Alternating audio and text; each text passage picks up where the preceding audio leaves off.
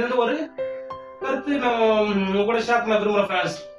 இந்த புத்தியுள்ள கன்னிகள் ஏன் உங்களுக்கு என்ன தரலனா, அவங்க தேவைதான் இருந்தது ஃப்ரெண்ட்ஸ், எக்ஸ்ட்ரா இல்ல. அவங்க தேவைதான் இருந்தது, அதனால அவங்க தரல. அவங்க ஒருவேளை அவங்களும் தந்தாங்களா, அவங்களும் மனவனால ஒதுக்கி ஏற்றுக்கொண்டிருக்க மாட்டாங்க, மனவன் ஏற்றுக்கொண்டிருக்க மாட்டாரு, ஒதுக்கி கைவிடப்பட்டிருப்பாங்க ஃப்ரெண்ட்ஸ்.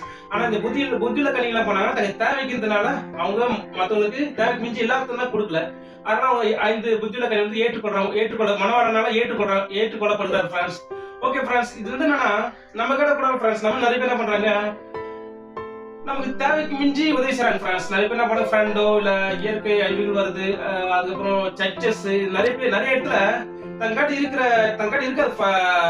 காசு அதிகமா இருக்காது, அவங்க தேவை தான் வச்சிருப்பாங்க. அவங்க என்ன பண்ணுவாங்க, கடன் வாங்கி என்ன பண்ணுவாங்க, சர்ச்சைக்கு லட்சங்களுக்கு கொடுக்குறாங்க ஃப்ரெண்ட்ஸ். கடன் வாங்கி உதவி செய்றாங்க ஃப்ரெண்ட்ஸ்.